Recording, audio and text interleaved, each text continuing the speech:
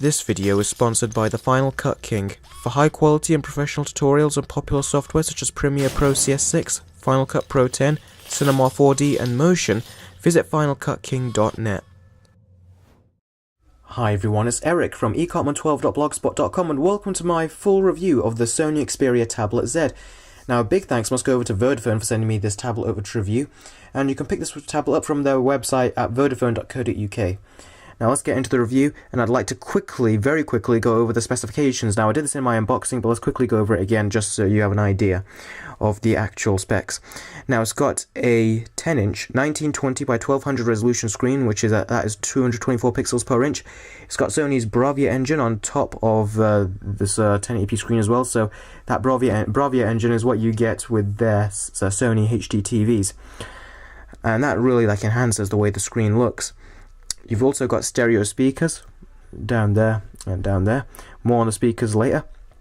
And you also get 16GB of internal memory, and you can expand the storage further with microSD cards up to 64GB. You've also on the rear got a 8.1 megapixel camera capable of capturing 1080p video, and on the front you've got a 2.2 megapixel camera, which I am certain is capable of capturing HD video too. And inside, what's powering this device is a Qualcomm 1.5 GHz quad-core Snapdragon processor.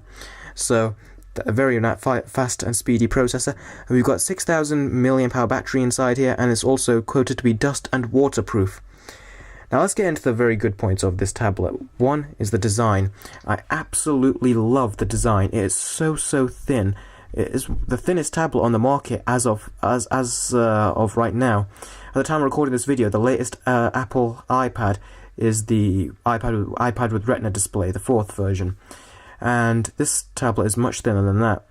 Really, the competition is really catching up to Apple, and this tablet is one of the sleekest, nicest, and thinnest tablets on the market. Now let's actually unlock the screen. And another good thing about this tablet, as I said, the speed. This is very fast, very fluent. If I go into, say, Google Chrome, as you can see, the screen really does complement browsing, because I have never had to pinch to zoom in to actually when I'm actually browsing on here. Google Chrome is much more improved, as it was very buggy and glitchy as it on its official release, but it's much better. And as you can see, tabs, everything works perfectly great and perfectly fine, and it's very fast as well. So if I say just click on this article, there you go, it's taking me straight to the article. A little bit of checkerboarding, but that doesn't go on when the page is fully loaded. So that is great. This is Android Jelly Bean. You've got the multitasking UI right here. Everything is really fast and fluent. As you can see when I just tapped that, fluent animation. Previous versions before Jelly Bean were actually quite laggy and really did stutter, especially on the tablets. Everything is very fast, and heck, you even got tablet optimized apps. They are really growing in terms of their tablet optimized apps. They're really getting better. As you can see, this one's loaded up.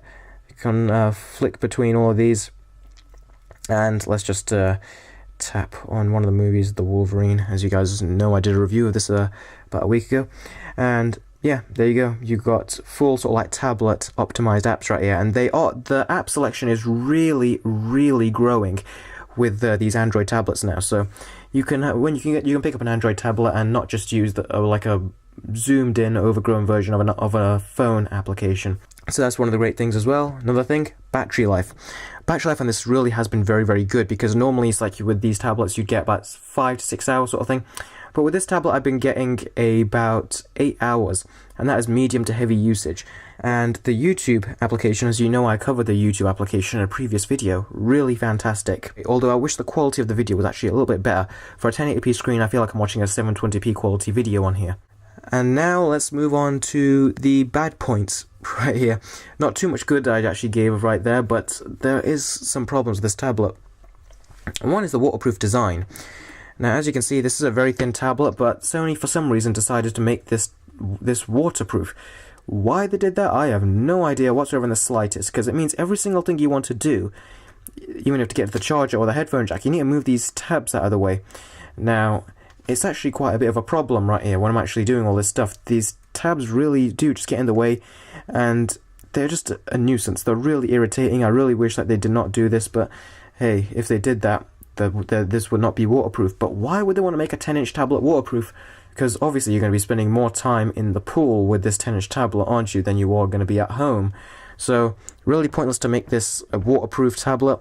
Also, another thing, it's supposed to be dust-proof, and that is a lie of every stretch of the word. Really, this is not at all dust-proof. This is one of the most dust-attractive devices I've ever used.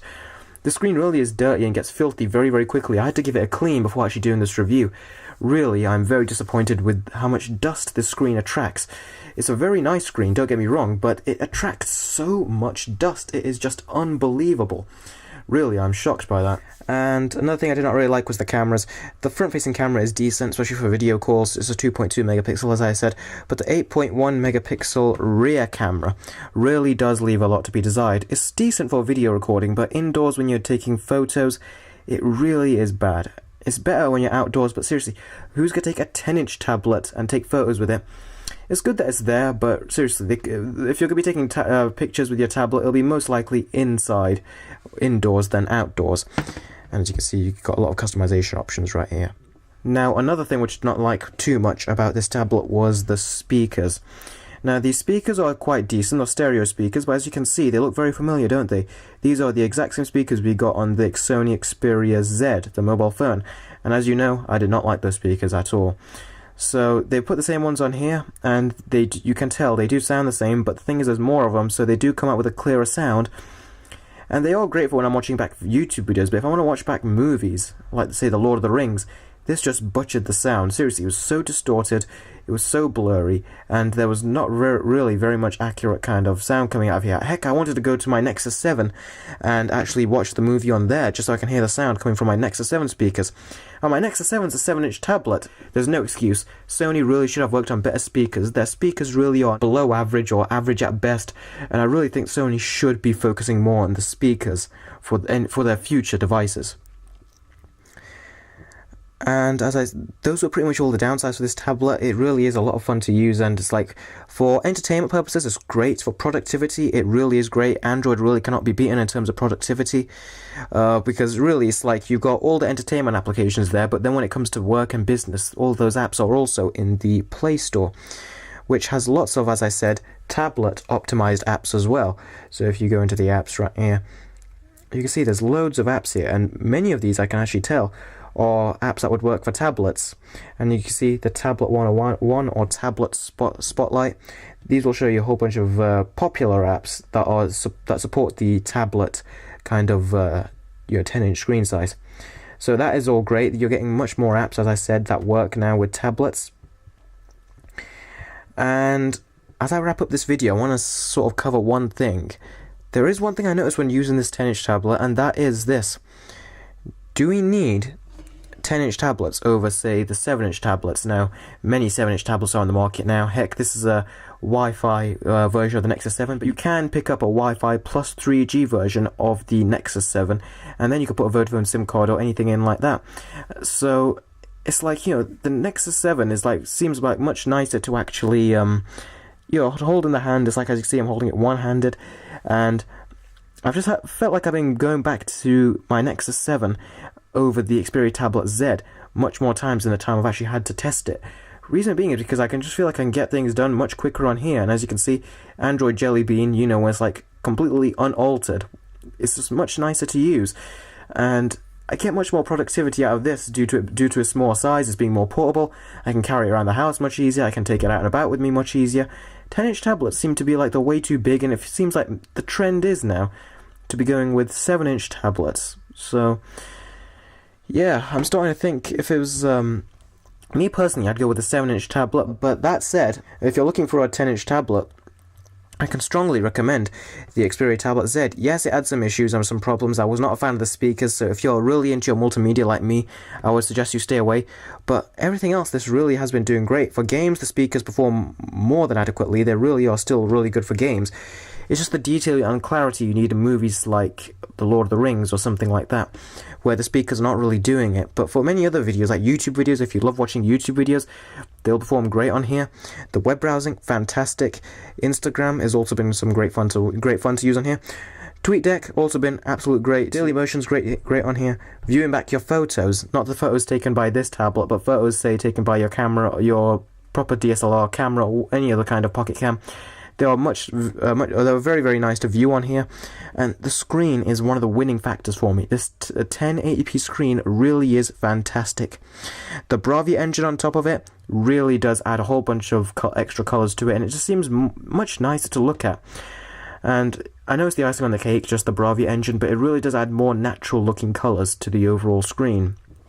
And let's show you the screen. As you can see, there's no pixels you can notice on the screen. The text is pin sharp, very, very clear. And let's see how much closer I can get into it. You see, it's very, very smooth and crisp text. Heck, I feel like I'm literally touching my camera right now with this tablet. It's a great resolution screen. So yes, overall Xperia Tablet Z, if you're on the market for a 10-inch tablet but you're not too much into your multimedia, like you want to watch movies and stuff on here, but if you want to watch, say, YouTube videos and stuff like that, that is perfectly fine. And gaming on here is great as well. This tablet really is great. It's just, it does what you would expect a tablet to do, and it does it very, very well. Are there any deal breakers on here? Well, the waterproofing can be an issue. Even if you don't want a waterproof tablet, you can definitely warm up to it. And yes, overall, it's been a great tablet to use, and I've been getting a lot of work done on here, and really it has been great. So overall, I can recommend this tablet, but just keep in mind the things I said throughout this review. Thanks very much for watching. This has been Eric from ecartman12.blogspot.com. Please thumbs up, comment, and subscribe, and I'll see all of you in the next video.